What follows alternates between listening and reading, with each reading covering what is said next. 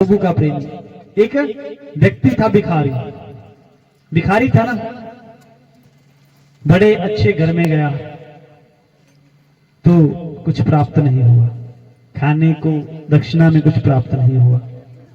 फिर एक मध्य वर्गीय परिवार में गया। भैया ध्यान से सुनना सभी कि सुखी कौन है। मध्य वर्गीय परिवार में गया प्रभु जी, वाम पर दो बच्चे, एक मैया थी उनकी माता, और शाम का समय था, पतिदेव काम से घर लौटे और जैसे अंदर प्रवेश किया पीछे से ही भिखारी जी आ गए। उन्होंने कहा, राम राम जी, राम के नाम पे कुछ दे दो, भगवान के नाम से कुछ दे दो। तो फैमिली ने, बच्चों ने ज्यादा शोर किया पापा से मिलने के लिए, तो सुनाई नहीं दिया। तो भिखारी जी आए और खड़े हो गए। फिर देखा कि अब मिल लिया, शांत हुआ शोर, द्वारा कहा, राम राम जी, जय श्री कृष्णा महाराज, कुछ मिल जाता प्रभु प्रेम में। तो उन्होंने थोड़ा सा भोजन दे दिया। और जैसे ही हम संसार में देखते हैं कि वो बड़ी गाड़ी में है, वो बड़ी कोठी में है, वो बड़े सुंदर कपड़ों में है, बड़ा ही सुखी है, उसका अंदर का राज बताने जा रहा हूं, ध्यान से सुन लेना। अंदर वाली बात है भैया, कोई नहीं बताता, हम बस बाहर से सब दिखाते हैं ना, अंदर वाली बात सुनना ध्यान से। वह गया भिखारी और अपने आप को कोसने लगा, मेरी फूटी किस्मत, भोजन मांगो, भोजन मिल जाए तो बनाओ फिर खाओ, कितना झंझट है दुनिया का, पूरी दुनिया का झमेला मुझ में ही बसा रखा है, पूरी दुनिया का ठेका मुझे ही लगा रखा है।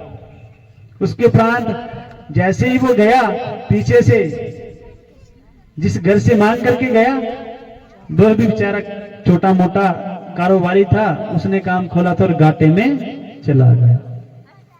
और पहले तो पापा जी से बच्चों ने मिल मिलाप जो भी हुआ, उसके उपरांत जब खड़े हुए तो बैठे तो व्यापारी जी ने मुंह लटका लिया कि महाराज, पत्नी को कहा, देवी इस बार काम नहीं चल पाया और जितना भी पैसा लगाया था डूबने की कगार में पहुंच गया, कुछ और पैसा लगाना पड़ेगा, कुछ और दिमाग लगाना पड़ेगा, कारोबार चलाना पड़ेगा, अन्यथा भूख के लाले पड़ जाएंगे।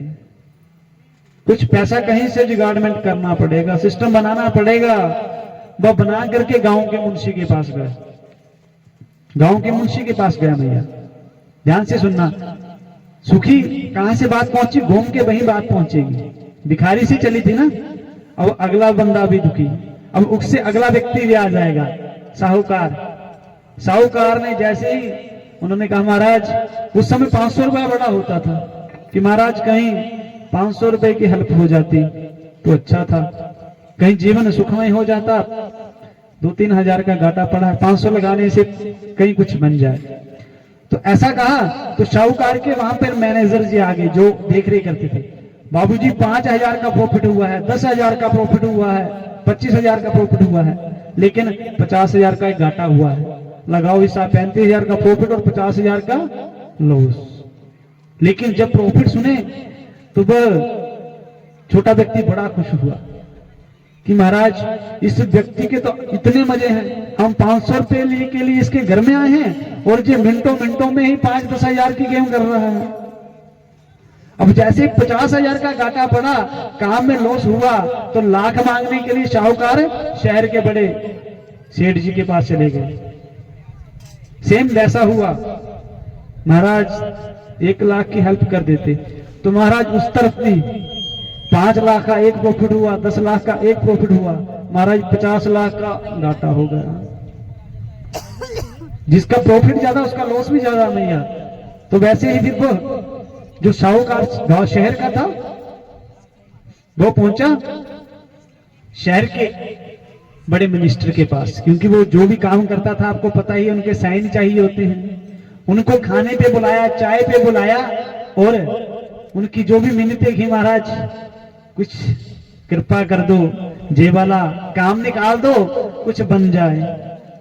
उसी समय बस सेठ छत पे चढ़ा था। भैया ध्यान से सुनना, भी बात बड़ी अच्छी है कि वही सेठ जो लाखों वाला दुखी था, उस भिखारी पे नजर गई जो उस घर से निकला था और नाचते नाचते हुए गा रहा था, क्या, श्री राधे श्री राधे श्री राधे।